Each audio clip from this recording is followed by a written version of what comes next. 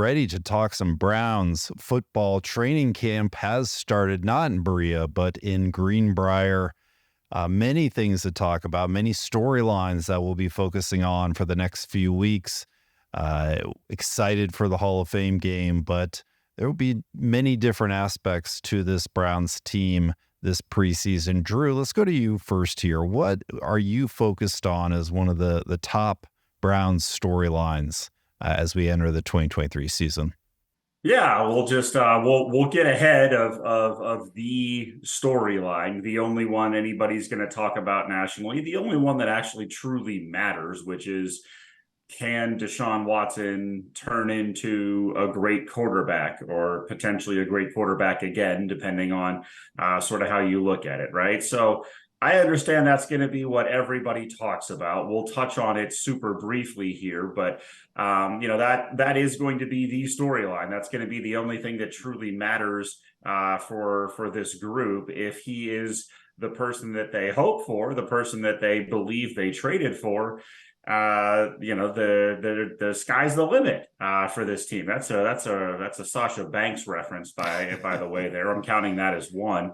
Mercedes Monet. And and if he's who he was last year, this will go down as one of the worst trades in the history of the National Football League, potentially, right? It'll depend on a little bit on who exactly the Texans get with all those picks. But regardless, you'll easily be able to play the what if game and look back on those three picks to see, look who they could have had. Instead, they bought a lemon. So that's certainly the storyline. It's the one that matters. I want to get ahead of that. I want to address that one first before we get into some of the fun topics, including one of the ones that you mentioned, which is that they're the road dog, Jesse James, and they're not at home. But wanted to start with that Watson thing and see what Eric thinks about it. Eric, I think there was a special request in. You said you hadn't seen enough of this clip of Deshaun throwing a football through a net. Yes. So big head turner at camp. Let me tell you about that one. Very impressed with that. No, but obviously, yeah, that's the name of the game. You talk about Jim Schwartz and the defense, and you talk about the type of offense that's going to be a little different. It's all going to go for not whether or not Deshaun Watson plays well. We've gone over countless seasons, many quarterbacks of below average, to put it nicely, performance, and we've gotten 4, 5, 6, and probably at best a 7-win season. So that's like the sky's the limit if Deshaun Watson is, again, kind of what he was last year, or maybe a little bit better. But if you can exceed that by a tremendous amount, then yeah, we can talk playoffs. We could talk, God forbid, an actual division championship. But we're a ways away from there. But yeah, it's, having a good run game, forcing turnovers. They're going to keep you in games. But without great quarterback play. This is a quarterback-driven league. We just saw Justin Herbert, the latest, to get the contract extension. It's all about the quarterback position. So the Browns made their investment with Watson, and now they're going to roll with him. So hopefully Stefanski and him can be on the same page. He can make it work with whomever's in there as receiver. I have a lot of faith in the running game. I have a lot of faith in the offensive line, provided everybody stays healthy.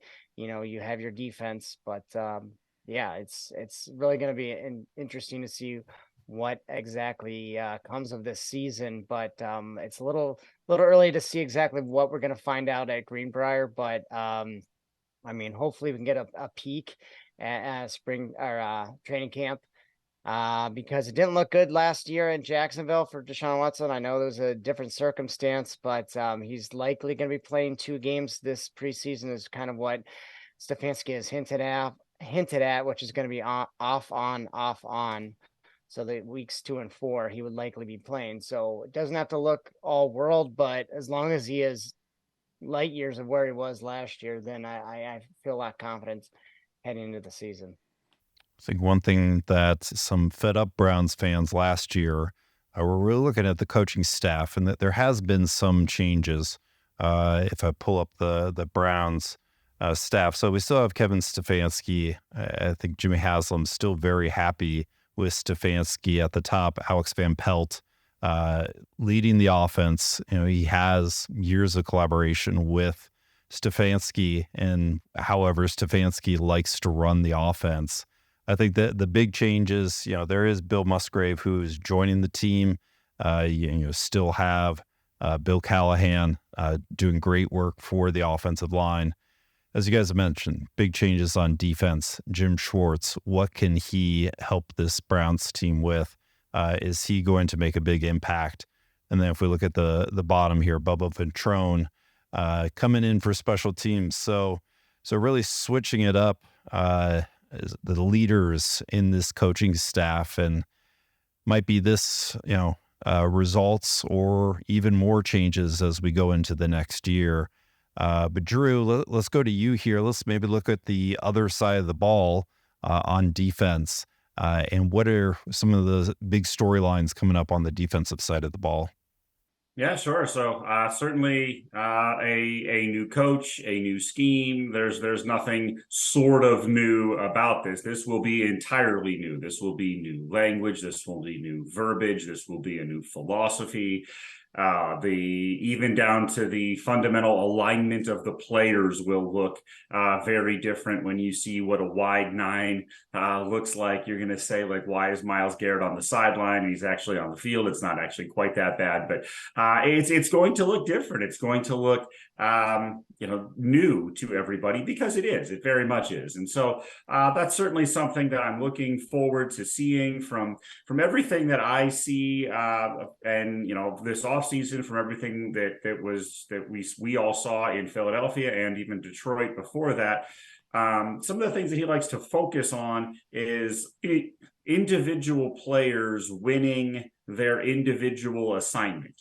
And to win your individual assignment, you have to know what your individual assignment is. And I think all too often last year, there was a whole bunch of analysis being asked, particularly on the back end, for people to determine based on offensive alignment, based on what X and Y players on the defense were doing. All of that determined the individual players' assignment. And we as in the secondary just couldn't do it. They flat out couldn't execute that scheme. I'm not going to call that scheme bad. I think that scheme can be very good when everybody knows exactly what to do. We've seen that defense dominate teams when everybody executed well. But all it takes is 2 or 3 blown plays and you're down 21-0. And so the hope is that you avoid those massive breakdowns that we've seen on defense. I suspect we will. It certainly looks like the Browns are going to play more man coverage. It won't be exclusively, as some people scream up and down, that's the only thing they can play. It won't be that. If that's your expectation, you need to reset that, but it'll be more of it. I think it'll be more built around what the players do best, as opposed to trying to get the players to execute the scheme. And we just saw it not work in the past. So I'm really hopeful that it's better. It certainly has to be better than it was. To have a decent amount of talent and to be that poor, especially on the back end, is unacceptable. So looking forward to hopefully seeing what that entails this year, but better and maybe even great. JOK is back. Perrion Winfrey off the field issues. He's out. Hopefully Greg Newsome takes a step up. He had that incident off the field where he was held at gunpoint. So you hope that he's able to recover from that. You wonder, did that impact Winfrey? But there's a lot of guys that we're going to be looking to for performance this year, hoping Schwartz can understand who they have out on the field and get the best out of them. Eric, let's go to you. What are you looking at on the defensive side of the field?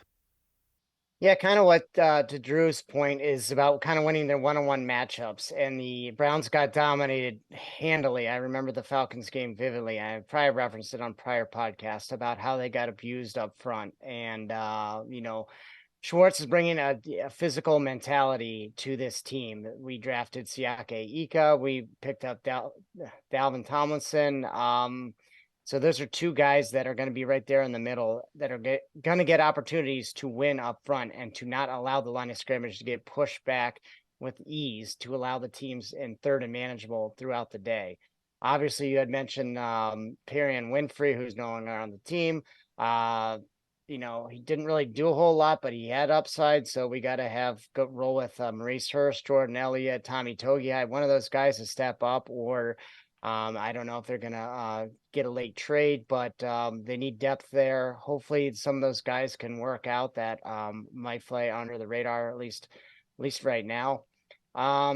It's just the loss, consistent losing on first and second down, putting the other teams in easy situations cannot happen this year. We got to put them in third and long and play to our strength, play to Zadarius Smith, play to Myles Garrett. There we go. And put them in rather difficult situations. We're going to be sacking the quarterback. And in the back end, we have Denzel Ward, Martin Emerson have been playing on the outside, whereas Agent Zero, Greg Newsome, has been playing the quarterback. That's my new nickname for him. And it looks like that's been turning out well. I know how Newsome initially said he wasn't keen on doing it, but it looks like that's what's trending for his strength. So we have three solid cornerbacks on the field at all times. I really like our chances. There's going to be a lot of teams that are going to be facing this year, Cincinnati for one, that are going to trot out many great receiving options. And I like our chances, especially when we play man, to match up well against those teams.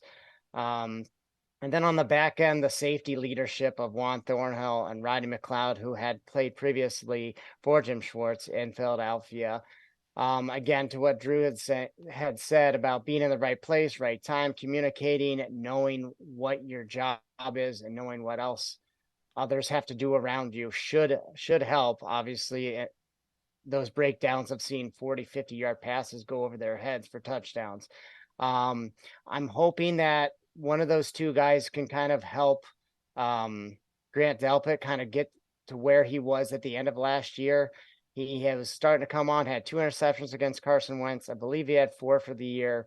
So wasn't looking like a Ed Reed, Troy Polamalu type, but he has started to look a little better than what he had been. And I believe it's his 4th year, even though he missed his first season. So it's kind of his last opportunity to hopefully stick with the team, get a long-term contract, and be a safety for at least the short-term window.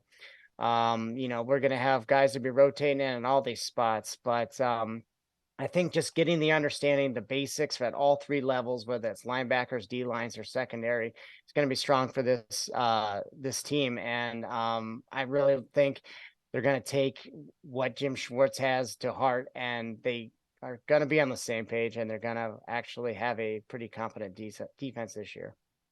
Well, hopefully the Browns can take a page out of the Cavs, be the preseason, off-season champions here, and we'll be looking forward to these upcoming games.